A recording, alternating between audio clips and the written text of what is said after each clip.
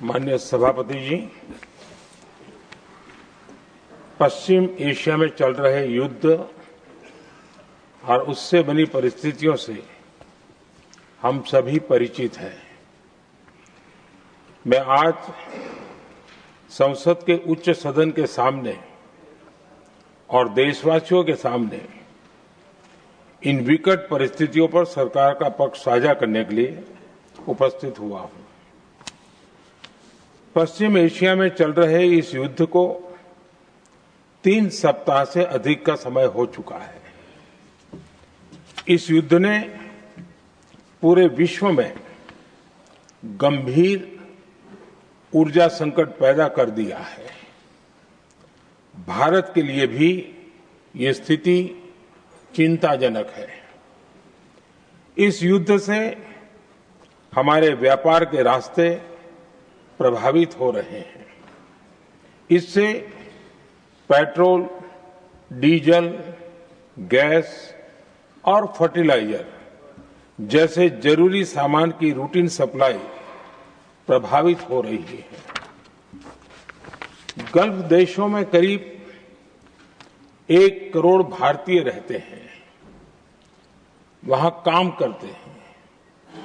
उनके जीवन और आजीविका की सुरक्षा भी भारत के लिए बहुत बड़ी चिंता है। होर्मुज स्ट्रेट में दुनिया के अनेक जहाज फंसे हैं। उनमें बहुत बड़ी संख्या में भारतीय क्रू मेंबर्स हैं। ये भी भारत के लिए एक बड़ी चिंता का विषय है। ऐसी विकट परिस्थिति में आवश्यक है कि भारत की संसद के इस उच्च सदन से शांति और संवाद की एकजुट आवाज पूरे विश्व में जाए।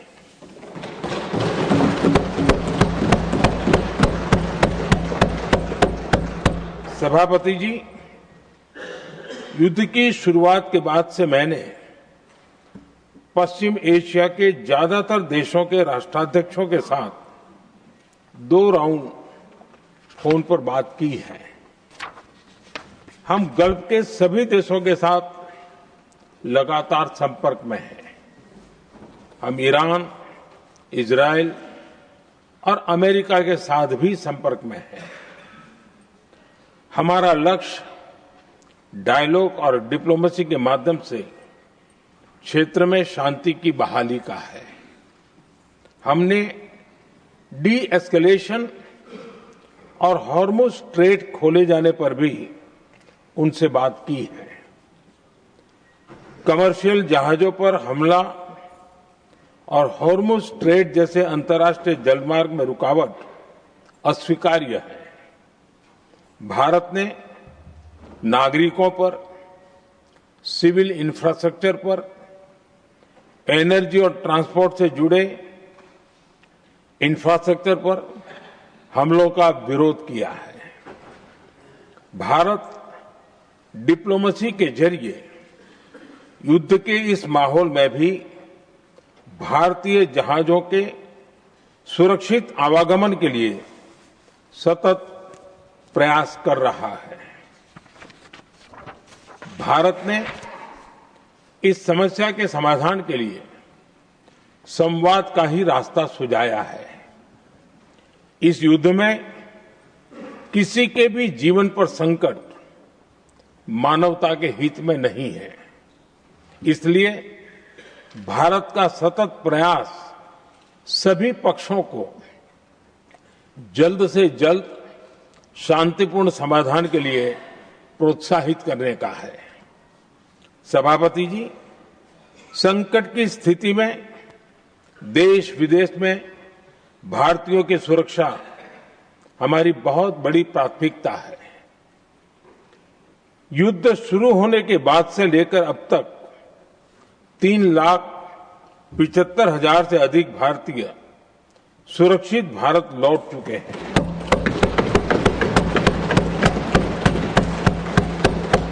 ईरान से ही अभी तक 1000 से अधिक भारतीय सुरक्षित वापस लौटे हैं। इनमें 700 से अधिक मेडिकल की पढ़ाई करने वाले युवा हैं। हमारी सरकार संकट के इस समय में पूरी संवेदनशीलता से काम कर रही है।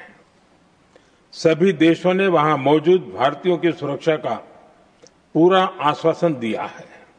हालांकि ये बहुत दुखद है कि हमलों के कारण कुछ भारतीयों की मृत्यु हुई है और कुछ घायल भी हुए हैं। ऐसे मुश्किल हालात में परिवारजनों को आवश्यक मदद दी जा रही है। जो घायल हैं, उनका बेहतर इलाज सुनिश्चित कराया जा रहा है।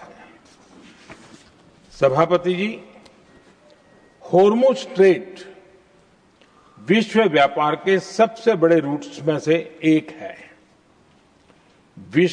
विशेष तौर पर कच्चे तेल, गैस और फर्टिलाइजर से जुड़ा परिवहन इस क्षेत्र से बहुत बड़ी मात्रा में होता है।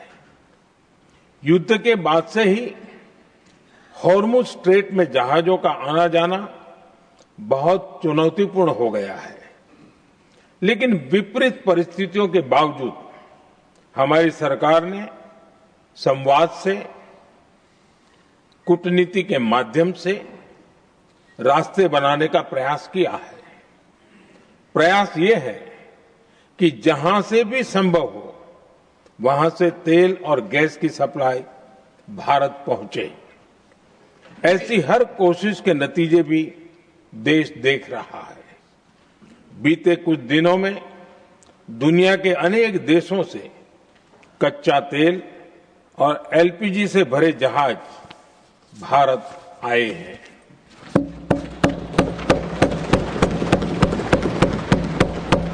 इस दिशा में हमारे प्रयास आने वाले दिनों में भी जारी रहेंगे। सभापति जी, भारत का प्रयास है कि तेल हो, गैस हो, फर्टिलाइजर हो, ऐसे हर जरूरी सामान से जुड़े जहाज भारत तक सुरक्षित पहुंचे।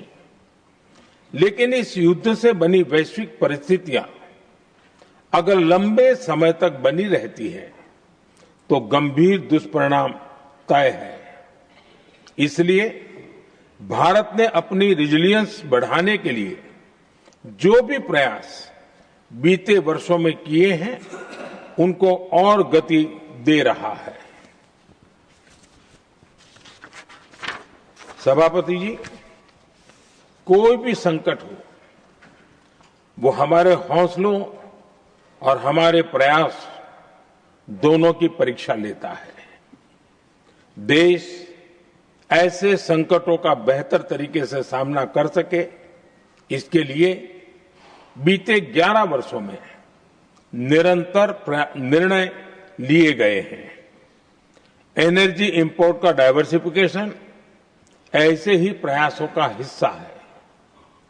पहले क्रूड ऑयल, एलएनजी, एलपीजी ऐसी एनर्जी जरूरतों के लिए 27 देशों से इंपोर्ट किया जाता था। वहीं आज भारत 41 देशों से एनर्जी इंपोर्ट करता है। बीते दशक में भारत ने संकट के ऐसे ही समय के लिए कच्चे तेल के भंडारण को भी प्राथमिकता दी है। हमारी तेल कंपनियां संकट के समय के लिए काफी मात्रा में पेट्रोल और डीजल का भंडार रखती हैं। बीते 11 वर्षों में 53 लाख मीट्रिक टन से अधिक का स्ट्रेटेजिक पेट्रोलियम रिजर्व भी डेवलप किया गया है और 65 लाख मीट्रिक टन से अधिक के रिजर्व की व्यवस्था पर देश काम कर रहा है। साथ ही बीते दशक में भारत की रिफाइनिंग कैपेसिटी भी अच्छी खासी बढ़ाई गई है। मैं आपके माध्यम से सदन को और देश को ये आश्वासन देना चाहता हूं कि भारत के पास क्रूड ऑयल के पर्याप्त स्टोरेज के और निरंतर सप्लाई की व्यवस्थाएं हैं। सभापति जी, हमारी सरकार की कोशिश है कि ईंधन के किसी एक ही स्रोत पर ज्यादा निर्भरता न रहे। सरकार घरेलू गैस सप्लाई में एलपीजी के अलावा पीएनजी पर भी बल दे रही है। बीते दशक में देश में पीएनजी कनेक्शन पर अभूतपूर्व काम हुआ है। बीते दिनों में इस काम को और तेज किया गया है।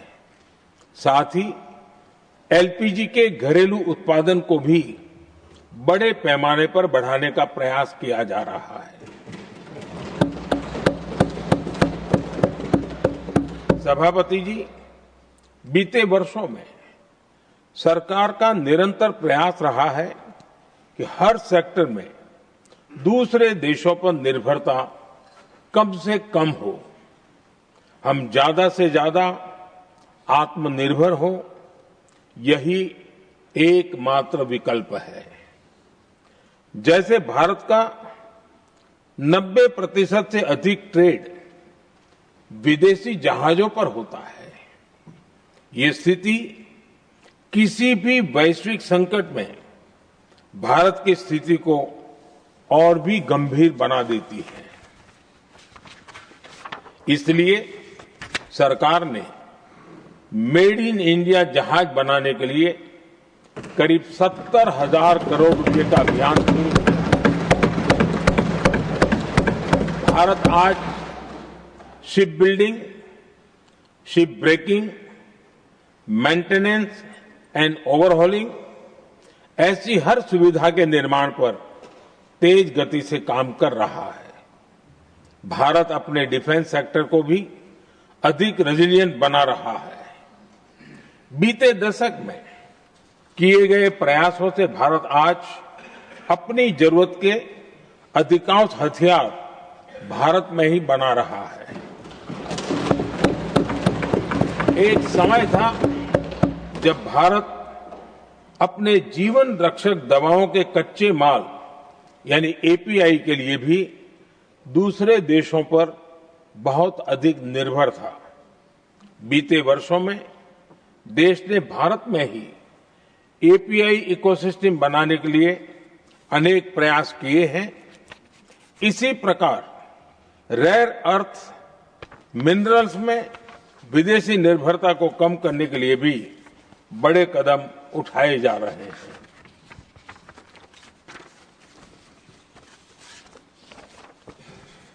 आदरणीय सभापति जी, वर्तमान संकट ने पूरी दुनिया की इकोनॉमी को हिला दिया है। अभी तक पश्चिम एशिया में जो नुकसान हुआ है उससे रिकवर होने में भी दुनिया को बहुत समय लगेगा। भारत पर इसका कम से कम दुष्प्रभाव हो, इसके लिए निरंतर प्रयास किए जा रहे हैं। हमारी इकोनॉमी के फंडामेंटल्स मजबूत हैं और सरकार पल पल बदलते हालात पर नजर रखे हुए है। सरकार इसके शॉर्ट टर्म, मीडियम टर्म और लॉन्ग टर्म ऐसे हर प्रभाव के लिए एक रणनीति के साथ काम कर रही है। भारत सरकार ने एक इंटर मिनिस्ट्रियल ग्रुप भी बनाया है। ये ग्रुप नियमित मिलता है और हमारे इंपोर्ट एक्सपोर्ट में आने वाली हर दिक्कत का आकलन करता है और ये ग्रुप आवश्यक समाधान पर भी निरंतर काम करता रहा है। जैसे कोरोना के समय में अलग अलग सेक्टर्स की चुनौतियों से निपटने के लिए एक्सपर्ट्स और ऑफिसर्स के एम्पावर्ड ग्रुप्स बने थे, वैसे ही कल ही ऐसे 7 नए एम्पावर्ड ग्रुप्स का भी गठन किया गया है। ये group supply chain, petrol diesel, fertiliser, gas, महंगाई ऐसे विषयों पर त्वरित और दूरगामी रणनीति के तहत कार्रवाई करने का काम करेंगे। मुझे पूरा भरोसा है कि साझा प्रयासों से हम परिस्थितियों का बेहतर सामना कर पाएंगे। आदरणीय सभापति जी, सरकार ये भी प्रयास कर रही है कि आने वाले बुआई के सीजन में किसानों को पर्याप्त खाद मिलती रहे। सरकार ने खाद की पर्याप्त सप्लाई के लिए आवश्यक तैयारियां की हैं। सरकार का निरंतर प्रयास है कि किसानों पर किसी भी संकट का बोझ न पड़े। मैं देश के किसानों को फिर आश्वस्त करूंगा कि सरकार हर चुनौती के समाधान के लिए उनके साथ खड़ी है।